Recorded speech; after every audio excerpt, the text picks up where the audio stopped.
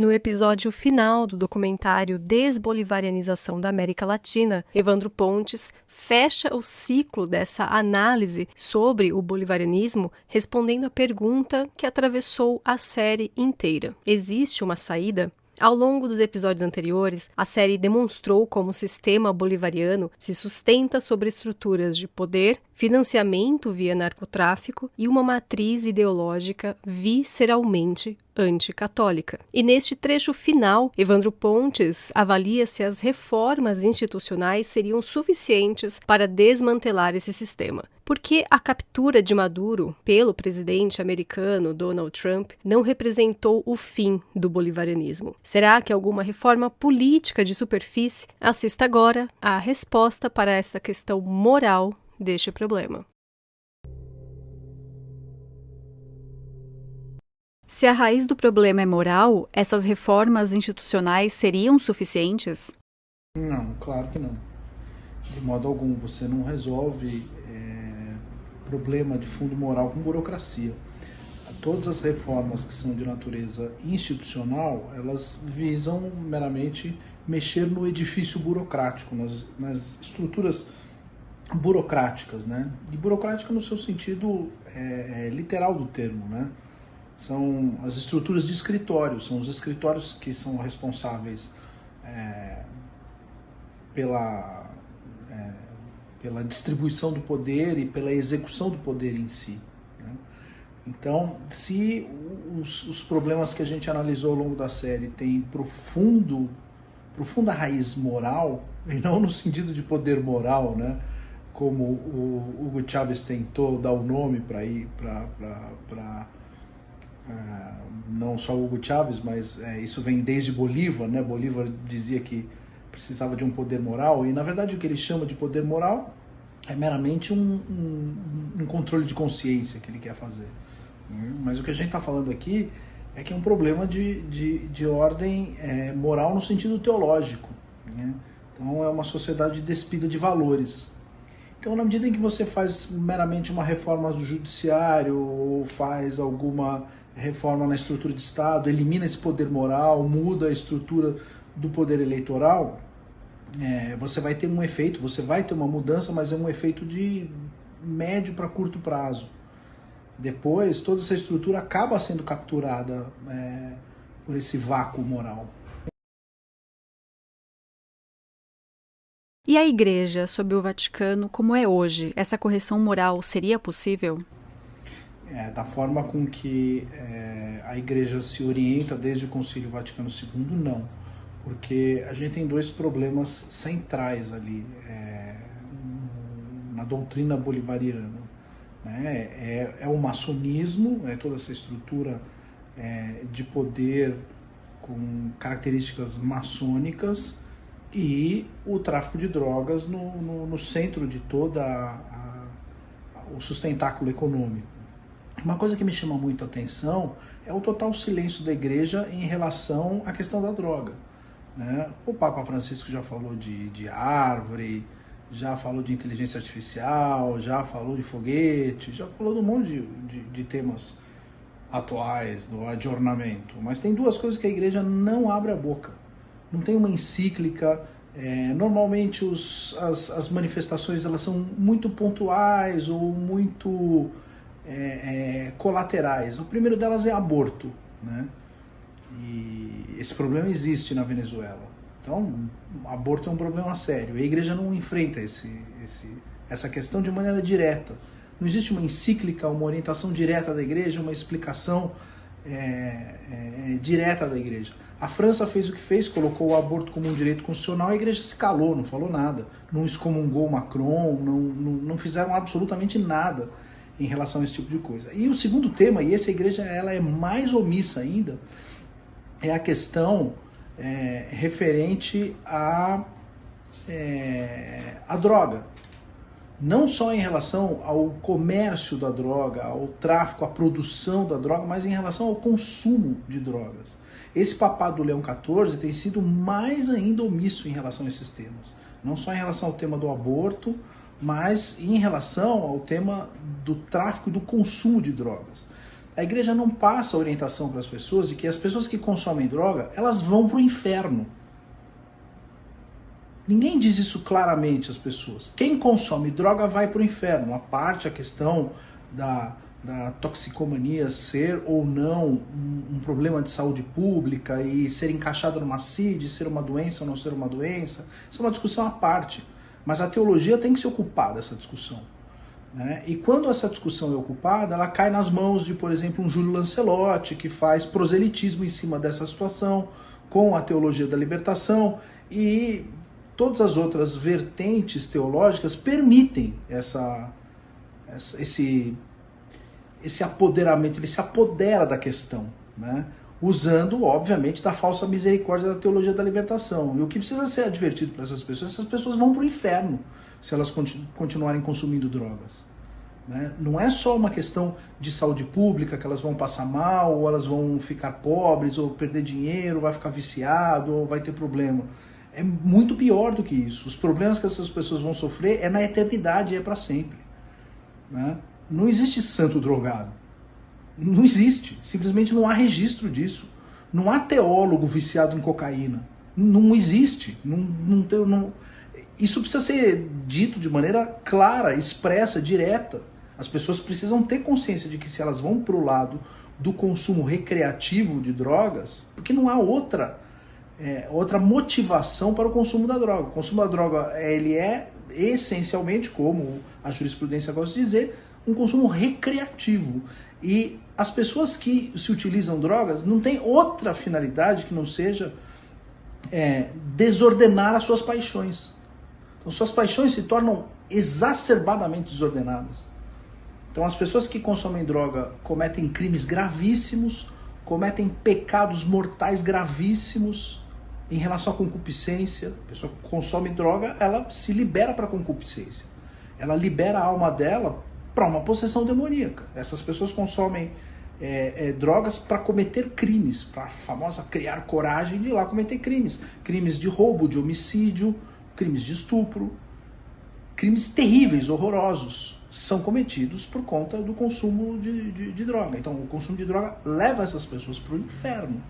Então eu não vejo o Vaticano ou a Igreja Católica hoje minimamente preparada para orientar essas pessoas. Essas pessoas precisam ser advertidas que elas vão para o inferno. De tudo que elas estão fazendo aqui, não há outro caminho possível que não seja o inferno. Então isso precisa ser orientado, porque na base do problema do bolivarianismo, nós temos toda essa questão da droga, que a igreja é simplesmente silente em relação a isso. Então ela não tem feito de maneira a contento e com o adornamento devido as advertências em relação a esse problema atual. Esse problema atual, a igreja simplesmente fecha os olhos, é como se o problema não existisse. Fica preocupado com o imigrante, fica preocupado com o Trump, com isso, com aquilo, mas eu nunca vi a igreja tratar o problema da droga no âmbito teológico, de maneira profunda e séria, né? E isso, de fato, falta. E essa falta faz com que a igreja esteja se omitindo diante do problema maior, que é o bolivarianismo. Então, sem enfrentar o modelo político maçonista do bolivarianismo e a questão da droga, não tem solução possível no campo moral.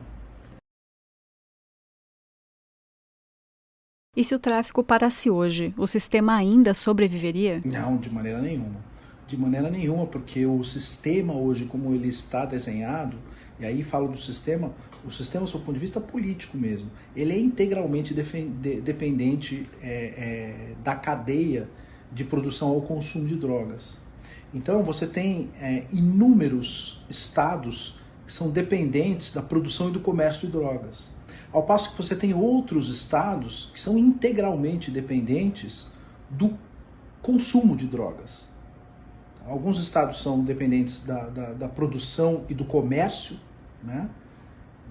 da transação com esse bem ilícito, e outros estados são integralmente dependentes do consumo de drogas. Um estado que, obviamente, é dependente do consumo de drogas é os Estados Unidos. Os Estados Unidos é dependente. O seu eleitorado é um eleitorado dependente. 2/3 dos Estados Unidos são viciados, dependentes de maconha.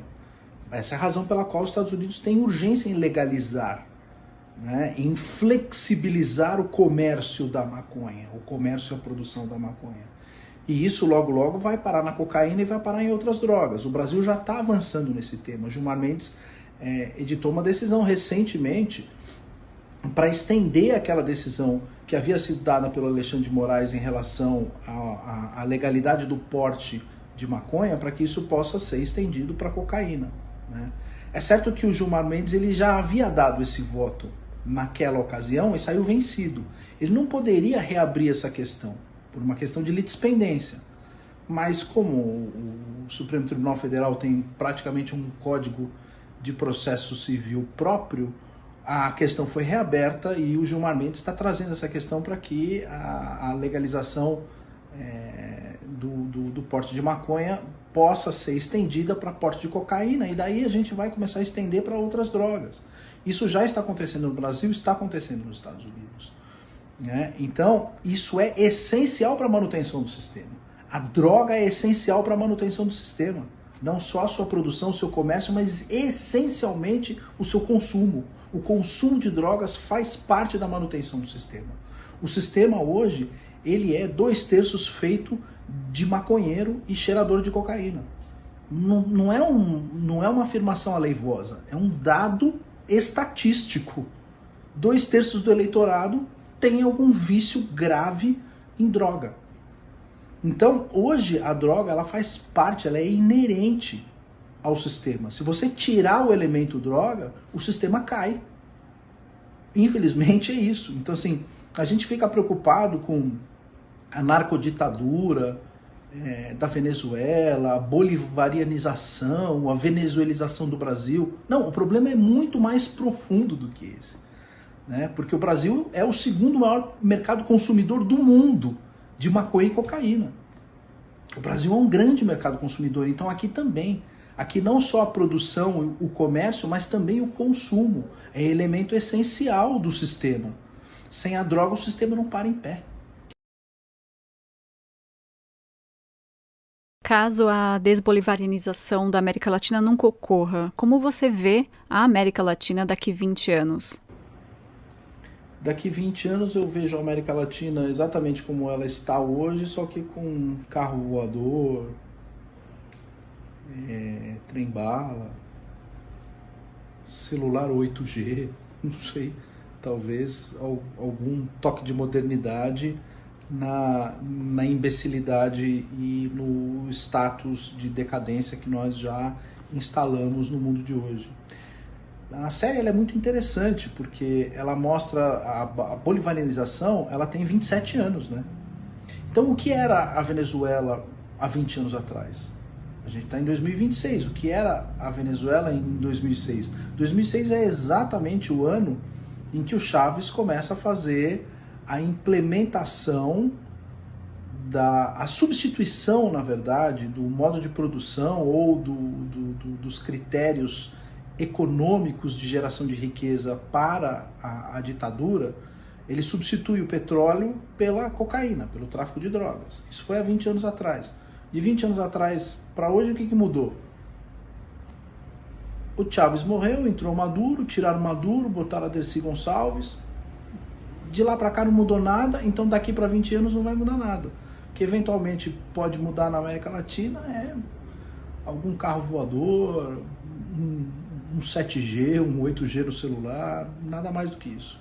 De resto, acho que vai ficar tudo como está hoje. O Centrão no mesmo lugar em que está, mandando em tudo. Essa política pendular que fica 4 anos para a esquerda, depois 4 anos para a direita neoconservadora, depois volta à esquerda, depois aí vai... E fica nesse movimento pendular, mas tudo sempre democrático, sempre a democracia, né? O que o Bolsonaro gostava de dizer, tudo dentro das 4 linhas, né?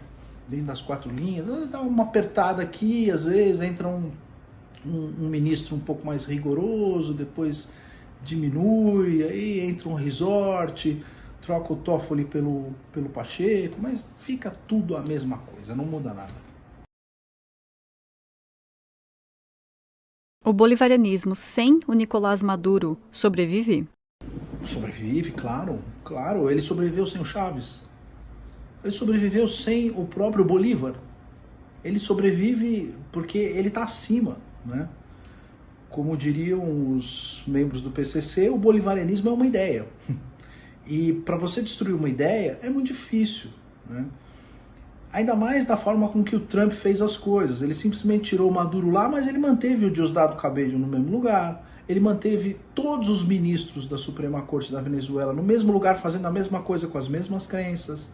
O ministro responsável pelo poder moral lá, que eu esqueci o nome do cidadão lá, o cara tá lá, né? A Dercy Gonçalves, que era vice do Maduro, tá lá. Então, assim, as pessoas que moviam a máquina bolivariana continuam lá. O bolivarianismo, ele tá lá, ele não foi desfeito. E a medida que o Trump está colocando, que é uma medida meramente econômica, vamos fazer com que a Venezuela agora venda petróleo para Israel. Vamos fazer com que a Venezuela pare de vender petróleo para Cuba. Mas isso não tem impacto algum nas estruturas mais elevadas e intrincadas de poder do bolivarianismo. Essa malha de poder, ela ainda está muito bem intrincada. As trilhas dessa malha estão muito firmes, né? Basta olhar que o Cartel do Sol está aí, continua fazendo seus negócios, ninguém foi preso depois do Maduro, só o Maduro e a esposa, por uma questão de retaliação pessoal do Trump. Portanto, o bolivarianismo ele vai continuar, mas ele só vai mudar o direcionamento dos seus recursos, seus lucros, seus recursos vão passar de determinadas mãos para outras. Só isso, sai do Putin e vai para a mão do Trump, eventualmente, ou de quem o Trump designar para ser agora o beneficiário desses recursos, mas o esquema não vai ser dissolvido. Das figuras que foram citadas aqui na minissérie, desde Bolívar, Napoleão e alguns pensadores como Rousseau, mais novos como Sec 3, entre outros, até ideólogos, depois Fidel, Chávez, o próprio Maduro, o que todas essas figuras têm em comum? O anticatolicismo, claramente, né? São todas figuras anticatólicas, visceralmente anticatólicas. Trabalham pelo mal da igreja e pelo mal dos seus fiéis. Sem a menor sombra de dúvida. Todo esse trabalho que a gente está vendo não é um trabalho pró-comunismo, pró-esquerda, contra a direita, não. Trabalho anticatólico. Essencialmente anticatólico, né? Eles se aproveitam de toda a estrutura para trabalhar de maneira ostensiva para a destruição de tudo que foi construído pela Igreja Católica ao longo de 4 séculos de colonização espanhola na América Latina.